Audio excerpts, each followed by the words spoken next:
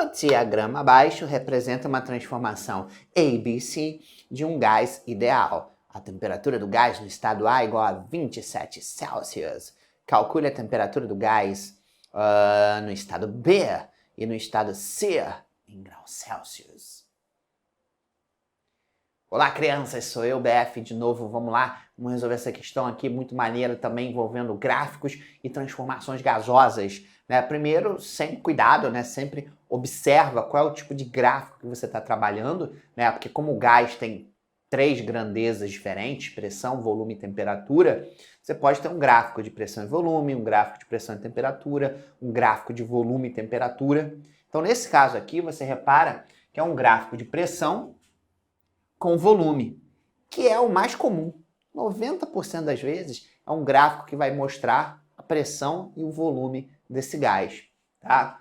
Outra coisa, você repara o seguinte, que primeiro o gás ele está no estado A, né, que é esse estado aqui, e ele evolui para o estado B e, consequentemente, ele evolui para o estado C, tá? Então a gente tem 2 transformações, né, de A para B e de B para C.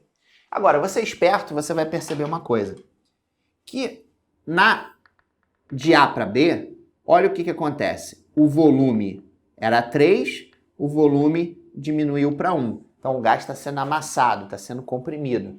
Só que, repara que durante todo esse trecho, a pressão permaneceu constante. Então, eu posso afirmar com maior tranquilidade que o trecho AB é uma isobárica. Tá? E agora vamos analisar o trecho BC. Repara que no trecho BC, ó, você vê que o volume agora em B é 1 e o volume em B continua 1. Só que a pressão ela passa de 2 para 5. Então a pressão aumentou. Tá? Então o gás permaneceu agora no mesmo volume de 1 com a pressão aumentando de 2 para 5. Então agora no trecho BC eu tenho uma transformação que a gente chama de isovolumétrica, ou isométrica, ou isocórica, tá? Só para a gente aprofundar um pouquinho, para a gente ir fazendo essas análises que são bacanas aqui, né, nessa parte de gases, que é essencial a gente saber analisar as coisas, tá? Então, beleza. Olha só, ele me informou a temperatura aqui no ponto A. Então, teoricamente, ele pede a temperatura em B e C, tá? Em tese, você poderia resolver de 2 formas. Ou usando a equação dos gases, que você aprendeu por aí, PV igual a nRT. Só que o problema é o seguinte, não dá para usar essa fórmula, porque vamos supor que eu quisesse calcular a temperatura aqui em B. Eu tenho a pressão em B? Tenho. Tenho o volume em B? Tenho. Beleza. Mas o problema é, eu não tenho nem o número de mols e nem a constante universal. Ah, mas BF, constante universal eu sei. 0,082 atmosfera litro mal Kelvin. Tudo bem, você pode até lembrar esse número gigante das unidades, tudo bonitinho. Mas você não pode usar na física coisas que o cara não deu, tá? Então você não pode usar esse valor de R. E você também não tem o número de mols, ele não falou que é 1 mol, 2 mols, etc. Então você não vai poder usar PV igual a nRT. Pelo contrário, agora a gente vai fazer até de um jeitinho mais fácil. Porque esse R aqui, como é um número escroto, acaba que as contas são chatas quando você usa PV igual a nRT. Mas agora a gente pode fazer o quê? Você está vendo que o gás está sofrendo transformações.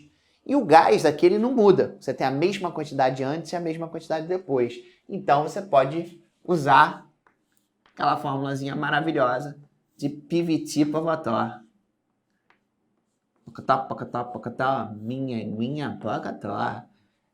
Moleque.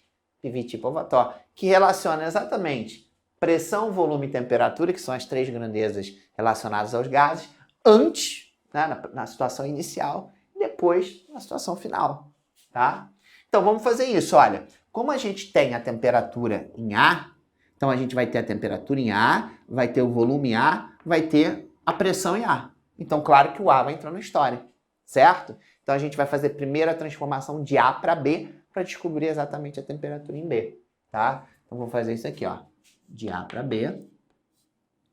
E já dá até pra gente, vamos ver. Ah, não, aqui é temperatura não é constante. Ah, não, mas a pressão é constante. tá? Você repara que de A para B a pressão é constante, como a gente já deduziu. Então, como a pressão é constante, você percebe que volume e temperatura são diretamente proporcionais, né? O volume está de um lado da equação em cima e a temperatura está do outro lado da equação também em cima.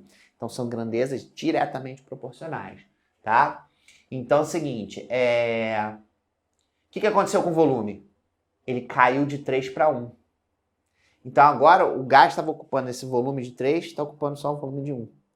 Então, as moléculas ficaram mais lentas ou as moléculas ficaram mais rápidas para eles ocuparem agora um volume menor? Mais lentas, né? Porque aqui eles ocupavam um volume maior porque as moléculas estavam mais agitadas e precisam de mais espaço. Agora que as moléculas estão mais lerdinhas, elas ocupam um espaço menor, tá? Então é por isso que volume e temperatura são diretamente proporcionais. Então, se o volume caiu de 3 para 1, você pode ter certeza que a temperatura diminuiu. Agora, uma coisa fundamental. Aqui, apesar de ser uma equação que você tem a mesma grandeza de um lado e a mesma grandeza do outro, que tecnicamente você pode trabalhar com qualquer unidade, a temperatura foge a essa exceção, a essa regra. A temperatura é exceção. Nunca você pode trabalhar com Celsius. Mas, Befinho, ele pediu a resposta em Celsius. Sei que ele pediu a resposta em Celsius, mas não pode. Porque imagina se essa temperatura inicial aqui fosse 0. Essa resposta aqui também ia dar 0. Ah, o cara tinha temperatura 0, vai continuar com temperatura 0. Então não faz sentido. Então a gente não pode nunca trabalhar fora do sistema internacional, mesmo que seja aquela regrinha que você já conhece, que a gente faz direto na física. Que você tem uma grandeza de um lado, uma grandeza do outro, por exemplo, de pressão, pressão, volume, volume, pressão, pressão, você pode trabalhar com qualquer unidade, volume, volume, qualquer unidade, desde que sejam as mesmas, né? Agora, a temperatura não. A temperatura tem que ser sempre em Kelvin, tá? Então, por isso que vamos logo transformar temperatura em A é igual a 27 Celsius, soma logo aquele número mágico 273, isso vai dar 300 Kelvin. Por isso que os caras escolhem 27, né? Para dar esse número bonito que é 300, tá? Bom, então a gente já previu que a temperatura tem que diminuir. Então vamos lá. Como a pressão aqui é igual, tá? Vai cortar fora, né? Então só sobra volumes e temperaturas. Então o volume inicial é 3, tá? O volume inicial é o volume do A, né? Que é 3, divididos pela temperatura do A, que é 300. Agora, o volume em B caiu para 1. Obviamente, a temperatura em B vai ser outra. Como a gente previu, vai ser menor. Agora faz um... Faz um X da Xuxa aí. Tá? Multiplica cruzado. Então, fica... só passar o 300 para cá. 3 para cá, o TB para cá. Então, fica TB é igual a 300 sobre 3, que vai dar 100. E lá, demorou. Realmente a temperatura diminuiu, tá vendo? Ela caiu de 300 para 100. As moléculas ficaram mais lerdinhas e agora estão ocupando um espaço menor, tá? Então matamos a primeira. Só que como ele pediu em Celsius, então agora a gente tem que diminuir 273, tá? Então essa continha vai dar quanto? Menos 173 graus Celsius, tá? Menos 173 graus Celsius. No final, sim, aí você tem que botar em Celsius porque ele pediu, tá? Mas não pode fazer em hipótese nenhuma continha em Celsius. E agora, para eu achar a temperatura em C, agora, Pivot-Pivotal é muito maneiro, porque ele é muito poderoso. Eu poderia fazer direto de B para C, que talvez fosse o mais intuitivo, né? A gente fazer de B para C, ou até poderia fazer de A para C. Não tem problema nenhum, tá? Porque eu conheço todas as variáveis, eu sei qual é o volume, sei qual é a pressão e a temperatura em A, então eu poderia fazer direto de A para C. Tanto faz, tá? Posso fazer de B para C ou de A para C, que a resposta vai sair, tá? Mas eu vou fazer de B para C porque eu quero trabalhar aqui com essa isovolumétrica aqui. Então vamos fazer de B para C. Tá? Claro que aqui eu já, como eu calculei a temperatura certa, mas se eu tivesse calculado a temperatura errada aí fazer de B e C eu também achar errado. De A e C eu conseguiria achar direto, porque eu sei qual é a temperatura em A que foi dado do problema, né? Então olha só, vamos lá. Agora de B para C a gente tem uma isovolumétrica. Então, isovolumétrica significa agora que o volume vai ser constante. Então, como é que vai se comportar a pressão e a temperatura? Com volume constante, pressão está de um lado da equação em cima, temperatura do outro lado da equação em cima. Então, eles são diretamente proporcionais também.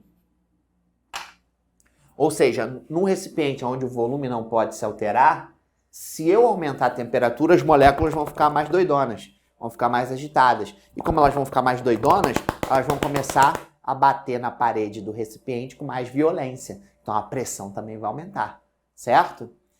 Então, nesse caso, como aqui a pressão cresceu de 2 para 5, a gente pode ter certeza absoluta que essa temperatura vai aumentar de 100 para um valor maior, tá? Então, vamos lá. Então, fica pressão em B. Quanto é a pressão em B? 2, tá? Aí o volume corta fora, né? Porque o volume vai ser igual nesse trecho. A temperatura em B é 100 Kelvin. E aí, mais uma vez, sempre em Kelvin. Em C, a pressão passou para 5. Isso porque a temperatura sofreu uma alteração. Com certeza vai ter que crescer. Manda mais uma vez um x. Manda um x da Xuxa aí. Então vai ficar 500 sobre 2, né? Porque 100 vezes 5 dá 500. O 2 desce. Então, 250 Kelvin. E aí eu tenho que descontar 273, né? Tenho que descontar 273. Quem pediu a resposta em Celsius? A resposta dá menos 23 Celsius. Tudo bem? Então, show de bola mais uma vez. Então, com certeza isso vai cair na sua prova, no seu teste, no seu simulado. Mas você não vai errar, porque aqui você está no desesperando. E a melhor maneira de você aprender é exercitando. Valeu, galera. Eu sou o BF. Grande beijo, é sempre um prazer. Até a próxima.